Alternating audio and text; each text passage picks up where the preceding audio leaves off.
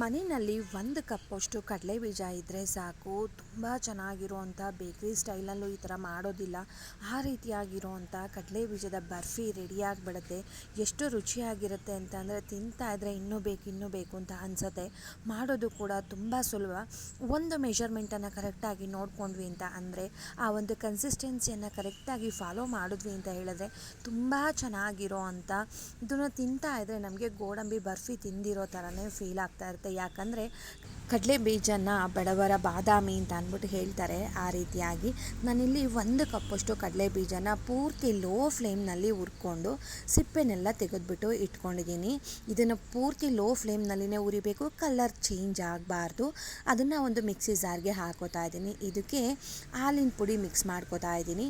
ಸುಮಾರು ಒಂದು 3 ಸ್ಪೂನಷ್ಟು ಹಾಲಿನ ಪುಡಿನ ಮಿಕ್ಸ್ ಮಿಕ್ಸಿ ಮಾಡ್ಕೊಂಡು ಬರೋಣ. ಅದಾದಷ್ಟು ಎಷ್ಟು ಪೌಡರ್ ಆಗುತ್ತೆ ಅಷ್ಟನ್ನು ನಾವು ಮಿಕ್ಸಿ ಮಾಡ್ಕೊಂಡು ಬರೋಣ. ಫೈನ್ ಪೌಡರ್ ಆಯಿತು ಅಂದರೆ ತುಂಬ ಚೆನ್ನಾಗಿ ಬರುತ್ತೆ. ನೋಡಿ, ಈ ರೀತಿಯಾಗಿ ತುಂಬ ಚೆನ್ನಾಗಾಗಿದೆ. ಈಗ ಒಂದು ಬಾಣಲಿ ತೊಗೊಳ್ಳೋಣ.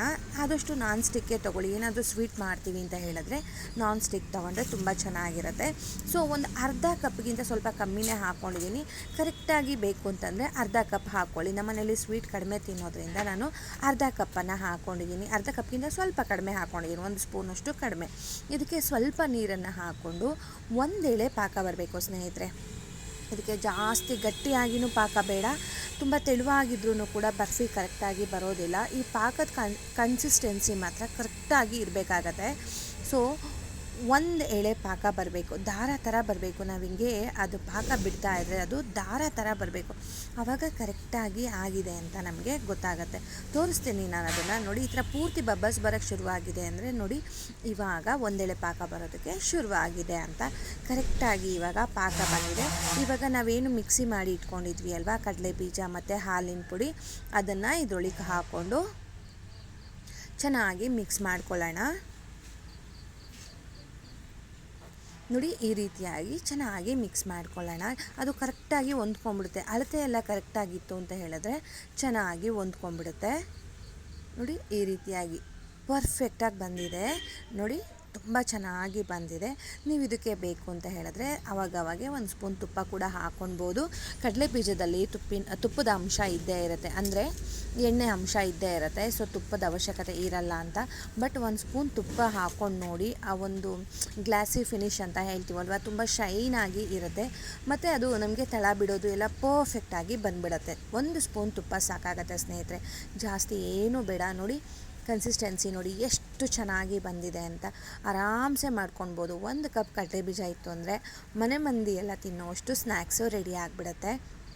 ಮತ್ತು ಆರೋಗ್ಯಕ್ಕೂ ಕೂಡ ತುಂಬ ಒಳ್ಳೆಯದು. ಮಕ್ಕಳಿಗೆ ಯಾವಾಗಲೂ ಚಾಕ್ಲೇಟ್ಸ್ ಕೊಡೋ ಬದಲು ಈ ರೀತಿಯಾಗಿ ಮಾಡಿಕೊಟ್ರೆ ಅವರು ಕೂಡ ಹೊಸ ಥರ ಇದೆ ತುಂಬ ಇಷ್ಟಪಟ್ಟು ತಿಂತಾರೆ. ನೋಡಿ, ಇವಾಗ ತಳ ಬಿಡೋದಕ್ಕೆ ಶುರುವಾಯ್ತಲ್ವ, ಅದು ಅಗ್ರ ಆಗ್ತಾ ಬರುತ್ತೆ, ಅಂದರೆ ಸ್ವಲ್ಪ ಲೈಟ್ ಆಗ್ತಾ ಬರುತ್ತೆ ತಳ ಬಿಡ್ತಾ. ಆವಾಗ ಪರ್ಫೆಕ್ಟಾಗಿ ಆಗಿದೆ ಅಂತ. ಮನೆಯಲ್ಲಿ ಬಟರ್ ಪೇಪರ್ ಇದೆ ಅಂದರೆ ಅದ್ರ ಮೇಲೆ ಬೇಕಾದರೂ ಹಾಕ್ಕೊಳ್ಬೋದು, ಇಲ್ಲ ಹೋಳಿಗೆ ಪೇಪರ್ ಇರುತ್ತಲ್ಲ ಅದ್ರ ಮೇಲೆ ಬೇಕಾದರೂ ಹಾಕ್ಕೊಳ್ಬೋದು. ಹಿಂಗೆ ಚೆನ್ನಾಗಿ ಒಂದು 2-3 ಸಲ ಹಿಂಗೆ ನಾದ್ಕೊಳ್ಳಿ ಅಷ್ಟೇ. ಬಿಸಿ ಇರುವಾಗಲೇ ಹಿಂಗೆ ನಾದ್ಕೋಬೇಕು. ನೋಡ್ತಾ ಇರ್ಬೋದು ಎಷ್ಟು ಚೆನ್ನಾಗಿ ಬಂದಿದೆ ಅಂತ. ನಾವು ಪುಡಿ ಮಾಡ್ಕೋತೀವಲ್ವ, ಆವಾಗ ಸ್ವಲ್ಪ ಫೈನ್ ಪೌಡರ್ ಥರ ಮಾಡ್ಕೊಂಬಿಟ್ರೆ ತುಂಬ ಚೆನ್ನಾಗಿ ಬರುತ್ತೆ. ನೋಡಿ, ಇವಾಗ 1-2 ಸಲ ನಾದ್ಕೊಂಡಿದ್ದೀನಿ, ಸಾಕಾಗತ್ತೆ. ಇವಾಗ ಇದ್ರ ಮೇಲೊಂದು ಟ್ರಾನ್ಸ್ಪರೆಂಟ್ ಕವರ್ ಹಾಕ್ಕೊಂಡು ಕೈನಲ್ಲಿ ಬೇಕಾದರೂ ತಟ್ಕೊಳ್ಳಿ, ಇಲ್ಲ ರತುಡಿನಲ್ಲಿ ಬೇಕಾದರೂ ನೀವು ಲಟ್ಟಿಸ್ಕೊಳ್ಬೋದು.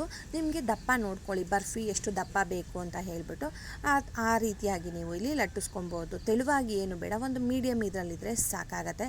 ಆರಾಮ್ಸೆ ಸ್ಪ್ರೆಡ್ ಆಗುತ್ತೆ ಇದು, ಯಾಕಂದರೆ ಕನ್ಸಿಸ್ಟೆನ್ಸಿ ಕರೆಕ್ಟಾಗಿ ಬಂದಿರೋದ್ರಿಂದ ಕರೆಕ್ಟಾಗಿ ಸ್ಪ್ರೆಡ್ ಆಗುತ್ತೆ. ನೋಡಿ, ನಾನು ಸ್ವಲ್ಪ ಮೀಡಿಯಮ್ ಇದರಲ್ಲಿನೇ ಲಟ್ಟಿಸ್ಕೊಂಡಿದ್ದೀನಿ. ಆ ಕವರನ್ನು ತೆಗೆದುಬಿಟ್ಟು ಅದು ತಣ್ಣಗಾಗೋದಕ್ಕೆ ಬಿಟ್ಬಿಡೋಣ. ಈಗ ಆಲ್ಮೋಸ್ಟ್ 1/4 ಭಾಗ ತಣ್ಣಗಾಗಿದೆ. ಮಕ್ಕಳು ತುಂಬ ಅರ್ಜೆಂಟ್ ಮಾಡ್ತಾಯಿದ್ರು ಅಂತ ಹೇಳ್ಬಿಟ್ಟು ಇನ್ನೂ ತಣ್ಣಗಾಗಬೇಕಿತ್ತು. ಆವಾಗಲೇ ಕಟ್ ಮಾಡ್ತಾಯಿದ್ದೀನಿ. ಕಟ್ಟರಲ್ಲಿ ಅಥವಾ ಚಾಕುನಲ್ಲಿ ಬೇಕಾದರೂ ಕಟ್ ಮಾಡ್ಬೋದು. ನೀವು ಎನಿ ಶೇಪ್, ಯಾವ ಶೇಪ್ ಬೇಕಾದರೂ ಕೊಡ್ಬೋದು, ಯಾವ ಸೈಜಲ್ಲಿ ಬೇಕಾದರೂ ಕಟ್ ಮಾಡ್ಕೊಳ್ಬೋದು. ನೋಡ್ತಾ ಇದ್ದೀರಲ್ವ ಎಷ್ಟು ಚೆನ್ನಾಗಿ ಬರ್ತಾಯಿದೆ ಅಂತ. ತುಂಬ ಅಂದರೆ ತುಂಬ ಚೆನ್ನಾಗಿರುತ್ತೆ. ಒಂದು 2-3 ಅವರ್ ಬಿಟ್ಬಿಟ್ರೆ ತಣ್ಣಗಾಗೋದಕ್ಕೆ, ತಿನ್ನೋದಕ್ಕೂ ಕೂಡ ಒಂಥರ ಕ್ರಿಸ್ಪಾಗಿ ತುಂಬ ಚೆನ್ನಾಗಿರುತ್ತೆ. ಸಾಫ್ಟ್ ಅಂತಲ್ಲ, ಬಾಯಲ್ಲಿಟ್ಟರೆ ಕರಗೋ ಥರ ಆಗೋಗ್ಬಿಡುತ್ತೆ. ತುಂಬ ಚೆನ್ನಾಗಿದೆ. ಈ ರೀತಿಯಾಗಿ ನೀವು ಕೂಡ ಟ್ರೈ ಮಾಡಿ ಮನೆಯಲ್ಲೇ ಈಸಿಯಾಗಿ ಕಡಲೆ ಬೀಜದ ಬರ್ಫಿ ಅಥವಾ ಶೇಂಗಾ ಬರ್ಫಿಯನ್ನು ಮಾಡ್ಕೊಳ್ಬೋದು. ತಿಂತಾಯಿದ್ರೆ ನಾನು ಹೇಳ್ದಾಗೆ ಇನ್ನೂ ಬೇಕು ಅಂತ ಅನ್ನಿಸ್ತಾ ಇರುತ್ತೆ. ಅಷ್ಟು ಚೆನ್ನಾಗಿ ಬರುತ್ತೆ. ನೀವೇ ನೋಡ್ತಾ ಇದ್ದೀರಲ್ವ ಎಷ್ಟು ಚೆನ್ನಾಗಿ ಮಾಡ್ತಾಯಿದ್ದೀನಿ ಅಂತ. ನೋಡಿ ತುಂಬ ಚೆನ್ನಾಗಿ ಬರುತ್ತೆ. ನಾನು ಹೇಳ್ದಾಗೆ ಒಂದು 2-3 ಗಂಟೆ ಟೈಮ್ ಅದನ್ನು ಚೆನ್ನಾಗಿ ಅದು ತಣ್ಣಗಾಗೋದಕ್ಕೆ ಬಿಟ್ಬಿಡಬೇಕು. ನೋಡಿ ಈ ರೀತಿಯಾಗಿ ಕಟ್ ಮಾಡಿ ನೀವು ಒಂದು ಡಬ್ಬದಲ್ಲಿ ಹಾಕಿಟ್ಕೊಂಡು ಸುಮಾರು ಒಂದು ತಿಂಗಳಾದರೂ ಕೂಡ ಅದು ಏನೂ ಆಗೋದಿಲ್ಲ ಸ್ನೇಹಿತರೆ. ಆದಷ್ಟು ಫ್ರೆಶ್ ಆಗಿಯೇ ಮಾಡ್ಕೊಂಡು ತಿನ್ನೋಣ, ಸ್ಟೋರ್ ಮಾಡೋ ಥರ ಬೇಡ. ಆವಾಗ ಫ್ರೆಶ್ಶಾಗಿ ಮಾಡ್ಕೊಂಡು ತಿಂದರೆ ಟೇಸ್ಟು ತುಂಬ ಚೆನ್ನಾಗಿರುತ್ತೆ. ನೋಡಿ ಎಷ್ಟು ಚೆನ್ನಾಗಿ ಬಂದಿದೆ ಅಂತ. ನೀವು ಕೂಡ ಮಿಸ್ ಮಾಡದೆ ಈ ಒಂದು ರೆಸಿಪಿಯನ್ನು ಟ್ರೈ ಮಾಡಿ ಹೇಗೆ ಬಂತು ಅಂತ ಕಮೆಂಟ್ ಮಾಡೋದನ್ನು ಮರಿಬೇಡಿ ಸ್ನೇಹಿತರೆ.